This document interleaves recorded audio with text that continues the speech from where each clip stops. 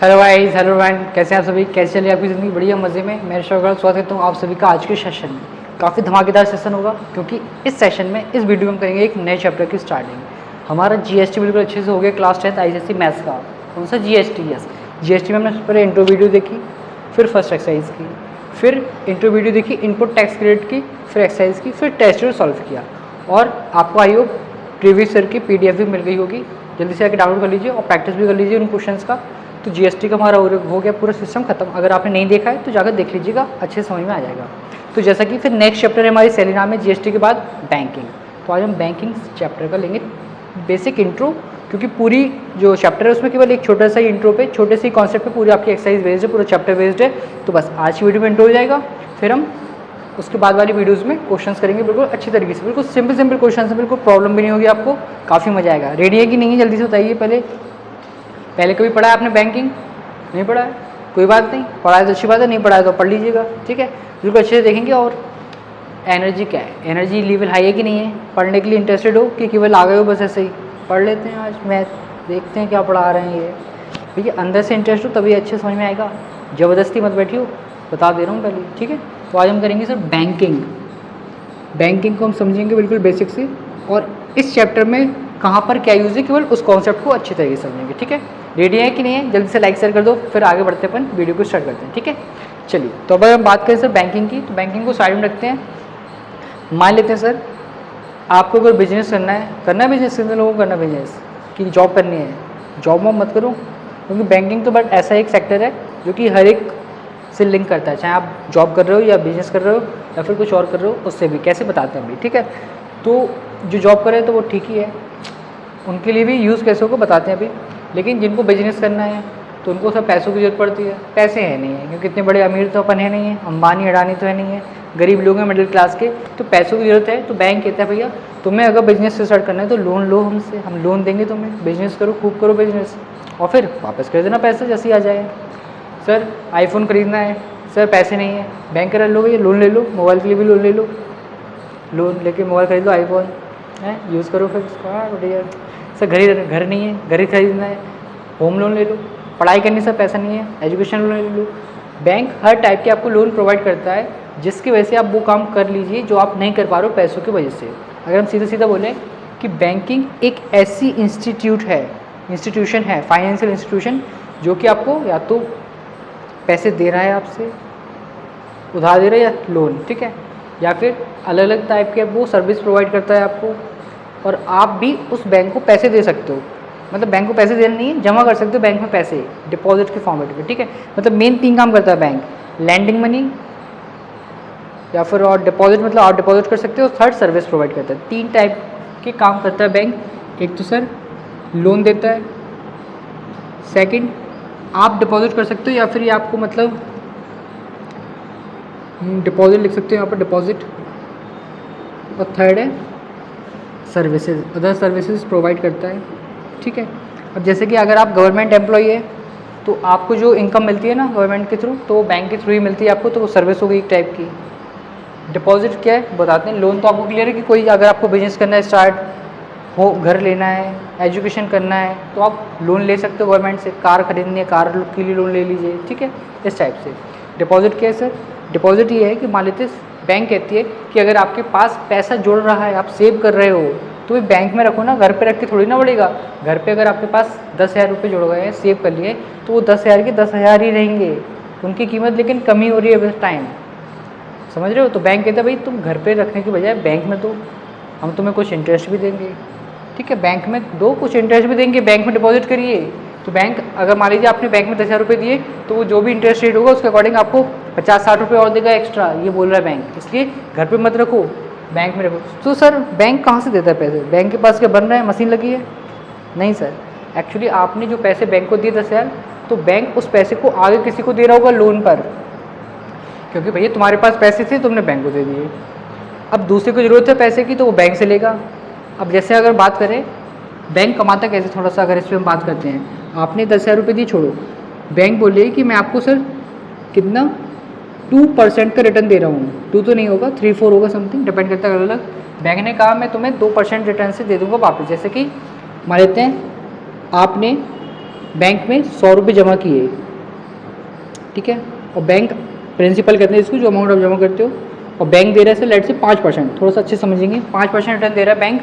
तो 1 साल के बाद अगर आप लेने जाओगे तो आपको कितने रुपये मिलेंगे? 100 रुपये तो भाई मिलेंगे ही, वो तो तुम्हारे हैं ही, साथ में वो 5% और देगा 100 रुपये पे। मतलब सर इंटरेस्ट जिसको हम कहते हैं ब्याज, ब्याज भी दे रहा है सर 5% से 100 रुपये पर, तो मतलब आपको सर 5 रुपये और मिल रहा है। तो मतलब जब आप बैंक से अपने वापस पैसे लेने जाओगे तो आपको 100 रुपये तो मिलेंगे, साथ में 5 रुपये और मिलेंगे, मतलब आपको 105 रुपये मिल रहे हैं। तो अब सर ये बैंक ने ये 5 रुपये जो एक्स्ट्रा दिए वो अपनी जेब से दिए क्या? पागल मागल हो क्या? पागल हो? बैंक दे देगा अपनी जेब से? कहाँ से आ रहा है बैंक के पास? RBI की मशीन है, छापो चाहे जितने। नहीं, ऐसे आप चाहे जितने पैसे नहीं छाप सकते, नहीं तो सभी अमीर हो जाए हैं, सबके खातों में सरकार डाल दे 10-10 हज़ार 20-20 हज़ार रुपये, 1-1 लाख रुपये है, मशीन तो लगी है। नहीं, ऐसा नहीं होता है, ठीक है। तो बैंक कमाता कैसे वो समझते हैं, अलग अलग तरीके हैं, लेकिन जो इसमें एक बेसिक है वो आपको पता होना चाहिए। आपने 100 रुपये दिए बैंक को, अब कोई लोन लेने आया तो बैंक ने वही 100 रुपये दे दिए दूसरे को लोन के रूप में, ठीक है। लेकिन अब बैंक थोड़ी इंटरेस्ट देगा, अब तो वो इंटरेस्ट लेगा क्योंकि वो तुम्हें पैसे दे रहा है यूज़ करने के लिए, तो जाहिर सी बात है तुमसे इंटरेस्ट लेगा उस पर। बैंक ने कहा कि लो भैया 100 रुपये ले जाओ, और इंटरेस्ट रेट है आपका लेट से 7%, ठीक है, 7% इंटरेस्ट है। तो उसके हिसाब से आप 1 साल के बाद अगर मुझे वापस पैसे दोगे तो आपको इंटरेस्ट कितना देना पड़ेगा? 7/100 × 100, मतलब सर आपको 7 रुपये एक्स्ट्रा देना पड़ेगा 100 रुपये पर।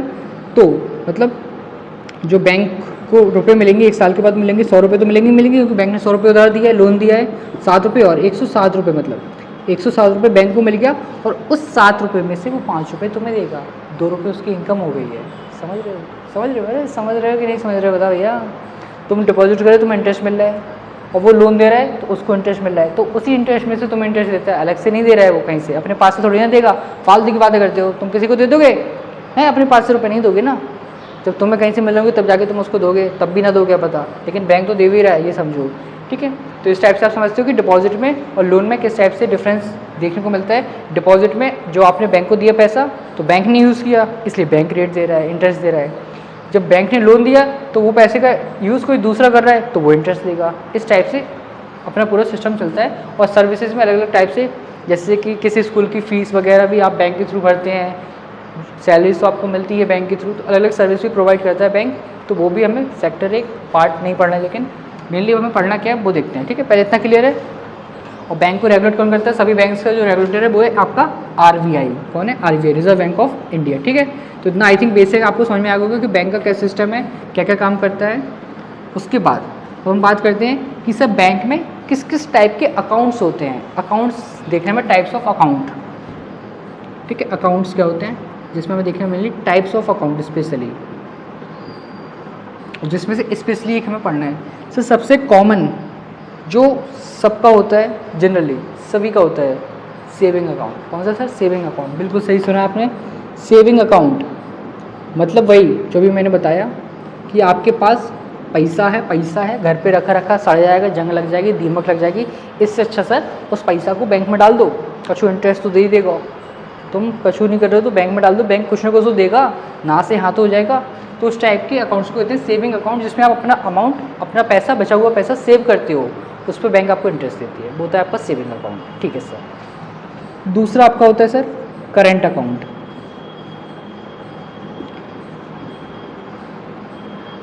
सेविंग अकाउंट में क्या है, ये आपकी कौन सी हैबिट को मीन्स बनाना चाहती है कि आप सेव करिए पैसा, सेव करेंगे तो बैंक में डालिए, बैंक में आप डालेंगे, डिपॉजिट करेंगे वो अकाउंट को तो आपको इंटरेस्ट मिलेगा, ठीक है। करेंट अकाउंट ये होता है सर स्पेशली बिजनेस वालों के लिए। करेंट अकाउंट में केवल क्या होता है, ट्रांजैक्शंस के लिए होता है कि आपका एक बिजनेस है तो आपके पास किसी से पेमेंट आना है 5 लाख की, 10 लाख की, फिर वो आया आपके बैंक में, फिर आपको किसी को देना है पेमेंट, तो वहीं से आपने 3 लाख 7 लाख रुपए दे दिए, इसमें इंटरेस्ट नहीं मिलता है। करेंट अकाउंट में इंटरेस्ट नहीं मिलता है, जबकि सेविंग अकाउंट में आपको इंटरेस्ट मिलता है, ठीक है, इंटरेस्ट मिलता है, जबकि इसमें इंटरेस्ट नहीं मिलता है। ये केवल आपका ट्रांजैक्शंस के लिए यूज़ किया जाता है, अकाउंट खोला जाता है बिजनेस में, ठीक है, करेंट अकाउंट कहते हैं इसको। तो हमें ये भी नहीं पढ़ना है, सेविंग अकाउंट भी नहीं पढ़ना है। इसके बाद आता है सर एक फिक्स्ड डिपॉजिट, या फिर फिक्स्ड डिपॉजिट अकाउंट कह सकते हैं हम जिसको, फिक्स्ड डिपॉजिट अकाउंट, ठीक है। फिक्स्ड डिपॉजिट अकाउंट क्या होता है, ये पूरे लिख देते हैं यार, क्या ही दिक्कत है। इसमें आप जो अमाउंट है वो एक ही बार में जमा कर देते हो। मान लेते आपके पास 1 लाख रुपए जुड़ गया घर पे, एक ही बार में जमा कर दो, हटाओ, एक पर्टिकुलर टाइम पीरियड के लिए। जबकि सेविंग अकाउंट में आप बार बार विड्रॉल डिपॉजिट दोनों ही कर सकते हो। मान लेते हैं आपके पास 10,000 रुपये थे, आपने बैंक में दे दिया, फिर आपको 2,000 की जरूरत पड़ी तो आपने निकाल लिए, फिर आपके पास 5,000 जुड़ गए, फिर आपने डिपॉजिट कर दिया। तो वो सेविंग अकाउंट में चलता रहता है आना जाना। करंट में भी आना जाना, बट इंटरेस्ट नहीं मिलता है। फिक्स डिपॉजिट में ये रहता है कि मान लेते हैं आपके पास 10,000 रुपये जुड़े, तो आपने एक पर्टिकुलर टाइम के लिए डिपॉजिट कर दी, बीच में से नहीं निकाल सकते हो, ये दिक्कत रहती है इसमें। मतलब फिक्स डिपॉजिट है, आपको एक ही बार में पूरा डिपॉजिट कर दिया आपने एक पर्टिकुलर इंटरवल ऑफ टाइम के लिए, ठीक है। तो इसमें जो टाइम पीरियड है वो आपको फिक्स रहता है, 5 साल, 2 साल, 10 साल, इस टाइप से, ठीक है। फिक्स डिपॉजिट में इंटरेस्ट उसमें भी मिलेगा वही, ठीक है। इसमें आपका टाइम फिक्स रहता है, टाइम फिक्स्ड है, इसलिए इसको पढ़ते हैं हम फिक्स डिपॉजिट, ठीक है। एक किसी का भाई और है जो कि स्पेशली आपको पढ़ना है, हाँ सर, वही कौन सा, recurring deposit account, recurring deposit account, ठीक है। पहले बेसिक देख लो। रिकरिंग डिपॉजिट अकाउंट एक ऐसा अकाउंट जिसमें कि आप एक रेगुलर इंटरवल पर सेम अमाउंट डिपॉजिट करते हो बैंक पे। मतलब आपने आरडी खुलवाई, जिसको हम कहते हैं ना आरडी अकाउंट, ये होता है एफडी अकाउंट, सुने होंगे नाम अपने पेरेंट्स के, अपने पेरेंट्स से सुने होंगे एफडी अकाउंट, आरडी अकाउंट। तो एफडी में एक टाइम में पूरा अमाउंट फिक्स कर दिया, आरडी में हर महीने आप एक फिक्स अमाउंट जमा कर रहे हो, हर महीने एक फिक्स अमाउंट जमा कर रहे हो। आरडी रिकरिंग, इंग्लिश का मीनिंग होता है कि किसी चीज़ का रिपीटेशन होना। आपने वो पढ़ेंगे डेसिमल्स में, terminating decimals, non terminating decimals, और टर्मिनेटिंग में रिकरिंग, नॉन रिकरिंग, है ना। रिकरिंग मतलब कि एक पर्टिकुलर इंटरवल के बाद वो चीज़ वापस रिपीट हो रही है, तो होता है रिकरिंग। तो इसमें भी रिकरिंग डिपॉजिट अकाउंट मतलब आप एक पर्टिकुलर अमाउंट हर महीने जमा कर रहे हो बैंक में, उस टाइप का अकाउंट जो खुला होता है उसको कहते हैं आरडी अकाउंट। और टाइम पीरियड आप अपने अकॉर्डिंग चूज़ कर सकते हो कि कितने टाइम के लिए आपको उसको खुलवाना है। तो मेनली हमें यही वाला टाइप पढ़ना है, रिकरिंग डिपॉजिट अकाउंट। तो अच्छे से हम इसको देख लेते हैं, ठीक है। बाकी आगे आपको क्लियर होगा इतना, saving account, current account, fix deposit account और रिकरिंग डिपॉजिट अकाउंट, ठीक है। तो यहाँ पर आइए इसको हटा दें, नहीं देख लेते हैं यार, कोई दिक्कत नहीं, ठीक है। रिकरिंग डिपॉजिट अकाउंट जिसमें आप सेम प्रिंसिपल,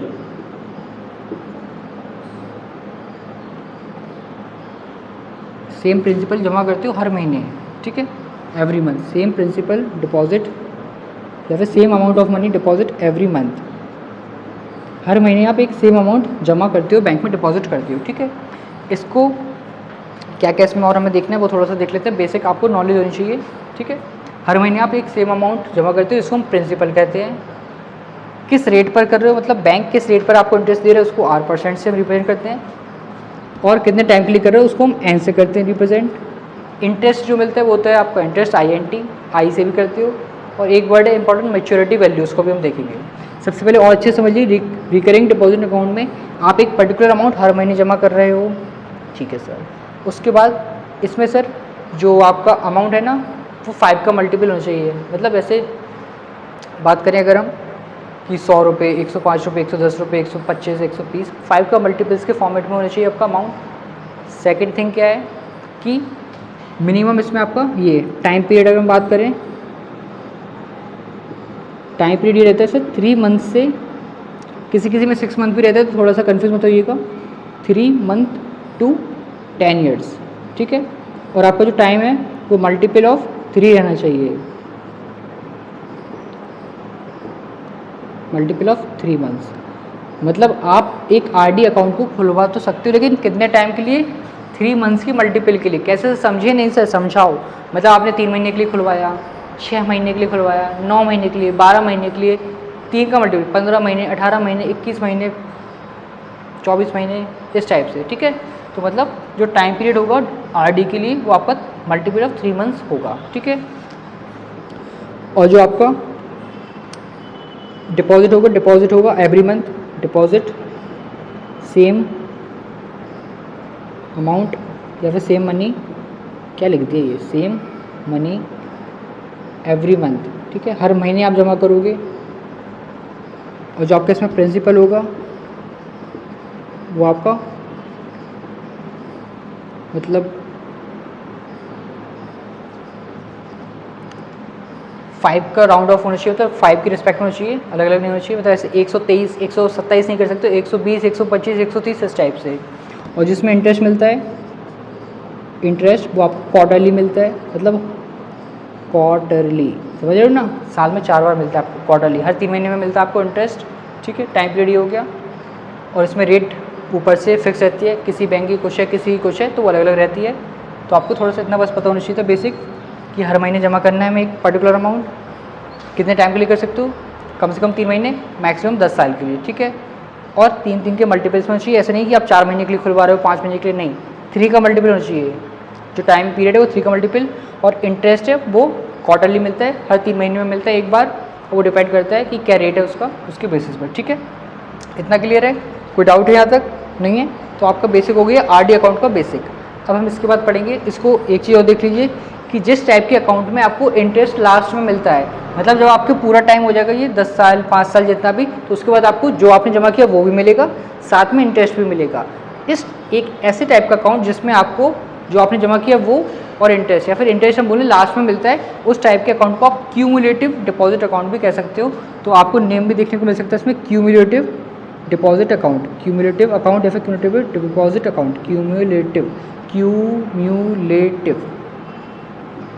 ठीक है, डिपॉजिट अकाउंट। तो इस टाइप से भी आपको नाम मिल सकता है, तो आप कंफ्यूज हो जाइएगा ये कौन सा अकाउंट आ गया सर। यह वही है जिसमें इंटरेस्ट आपको लास्ट में मिलता है, इंटरेस्ट पेड एट एंड, एकदम लास्ट में आपको इंटरेस्ट मिलता है, उस टाइप के अकाउंट को कहते हैं क्यूमुलेटिव डिपॉजिट अकाउंट, जो कि आपका आरडी अकाउंट ही कहलाता है, ठीक है। यहाँ तक आई होप समझ में आ गया, बेसिक है, इसका स्क्रीनशॉट ले लीजिए। फिर देखते हैं कि आरडी अकाउंट में हम इंटरेस्ट और मैच्योरिटी वैल्यू को कैलकुलेट कैसे करते हैं, तो समझते हैं उसके बाद अच्छे से मैच्योरिटी वैल्यू क्या होती है और मैच्योरिटी टाइम पीरियड क्या होता है। टाइम पीरियड तो यही होता है कि कितना टाइम पीरियड है, तो मतलब मैच्योरिटी टाइम पीरियड आपका यही कहलाता है, ठीक है।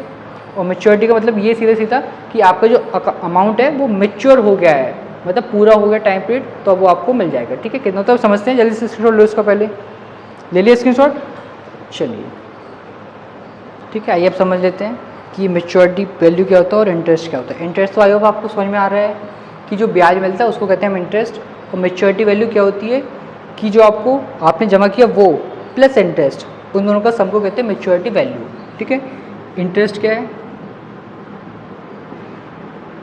ब्याज, ठीक है ना, जो आपको मिल रहा है उस अमाउंट पर जो आपने जमा किया है, और मैच्योरिटी वैल्यू मतलब कि जो आपने डिपॉजिट किया, टोटल डिपॉजिट प्लस इंटरेस्ट, ठीक है।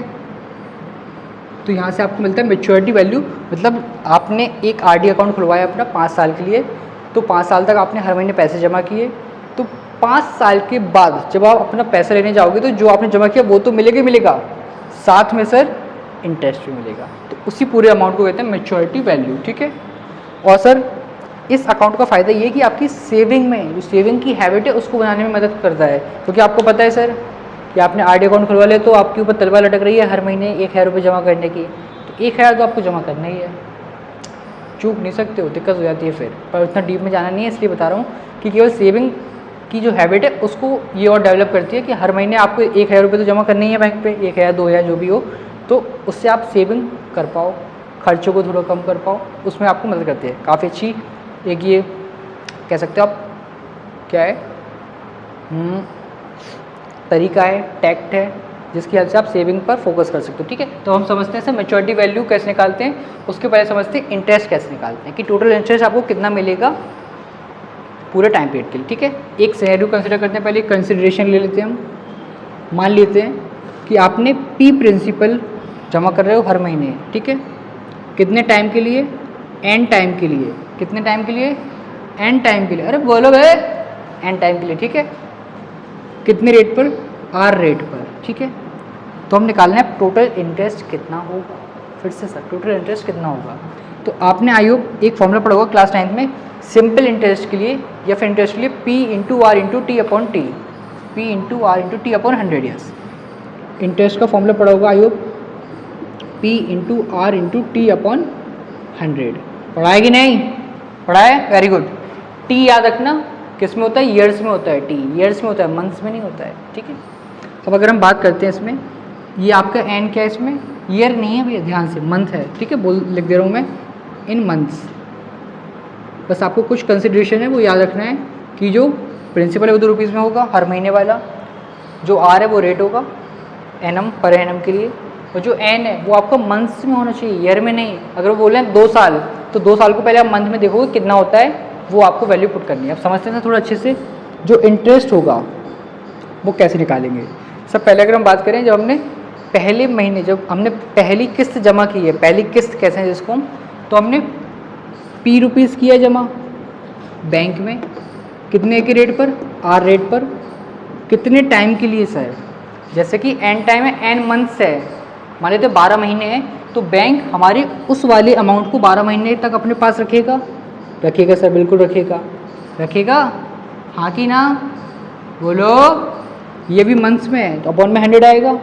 अब आपको पता है कि इस फॉर्मूले के अकॉर्डिंग टाइम होना चाहिए ईयर में, तो कंफ्यूज मत होइएगा।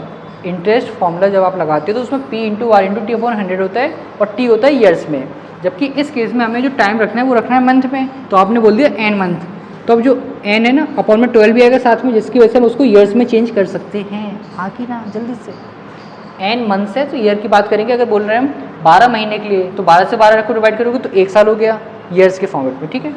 ऐसी जो आप अगली किस्त है, अगला जो अमाउंट है अगले महीने का, वो भी जमा करोगे। आर रेट तो सेम है, लेकिन अब वो बैंक कितने टाइम के लिए अपने पास रखेगा, n-1 के लिए। कितने सर, अरे बोलो, n-1 के लिए, अपॉन में 12 आएगा, ठीक है। ऐसी सर आप फिर अगली करोगे जमा, अब वो बैंक अपने पास कितने टाइम के लिए रखेगा, n-2 के लिए, अपॉन 100 इंटू 12, ठीक है। ऐसे आपका चलता जाएगा ये सिस्टम। और मान लेते हैं सेकंड लास्ट मंथ के लिए अगर बात करेंगे तो P into R into 2 upon 100 into 12। ऐसी फिर लास्ट वाली सर P इंटू आर, जो सबसे आखिरी वाली आपने जमा की है किस्त, वो बैंक केवल 1 महीने के लिए रखेगा अपने पास, तो इंटू 1 अपॉन 100 इंटू 12। यहाँ तक क्लियर है, कोई दिक्कत तो नहीं है। या आप इंटरेस्ट कैलकुलेट कर लो पहले भैया। पहली किस्त पर n महीने के लिए रखेगा तो उस पर इंटरेस्ट देगा, दूसरी किस्त 1 महीने कम के लिए रखेगा उस पर किस्त देगा, फिर n-2 ऐसे ऐसे चल करते 2 1, ठीक है। अब अगर हम बात करें इसमें से आपको जो भी कॉमन दिख रहा है कॉमन ले लो। सिर्फ P कॉमन दिख रहा है, R कॉमन दिख रहा है, अपॉन में 100 कॉमन दिख रहा है और 12 कॉमन दिख रहा है, ठीक है। इतनी चीज़ें हमें कॉमन दिख रही हैं हर एक टर्म में। PR 112, PR 112, PR 112, PR 112, PR 112, ठीक है सर, कॉमन दिख रहा है। तो आप ब्रैकेट में क्या बचेगा वो लिख लीजिए, n plus n-1 plus n-2 plus dot dot dot plus 2 plus 1। हो क्लियर है, वेरी गुड। इसको एज इट इज रहने देते हैं, मल्टीप्लाई मत कर देना, एज इट इज रहने दो। अब अगर हम इस सीरीज़ को रिवर्स में लिख दें, ऐसे लिखिए, ऐसे लिख दो। ये लिखा है ना क्या, अगर n की प्लेस पर आप 12 पुट करोगे तो क्या होगा, 12 11 10 9 8 7 6 5 4 3 2 1। 6 पुट करोगे तो 6 5 4 3 2 1, तो उसको हम रिवर्स में लिख रहे हैं 1 plus 2 plus dot dot dot plus n तक, ठीक है। तो आपको पता है ये आपकी n नेचुरल नंबर्स की सीरीज़ बन गई है। क्या बन गई है सर, n नेचुरल नंबर्स की सीरीज़, बिल्कुल सही सर, n नेचुरल नंबर्स की सीरीज़, यस।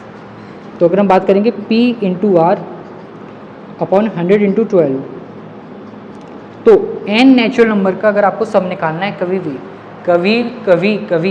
भी आपको अगर n नेचुरल नंबर का सम निकालना है, तो आपने अगर AP पढ़ा है, आई थिंक पढ़ा होगा AP अर्थमेटिक प्रोग्रेशन, तो उसमें n नेचुरल सम का फॉर्मूला कैसे निकाल सकते हैं, सम के लिए बात कर रहा हूँ मैं, n/2 bracket first term plus last term. याद आ रहा है, बोलो, याद आ रहा है कि नहीं आ रहा है। First term plus last term multiply करोगे नंबर ऑफ टर्म्स अपॉन 2, तो n मंथ है तो n/2 first term plus last term, ठीक है।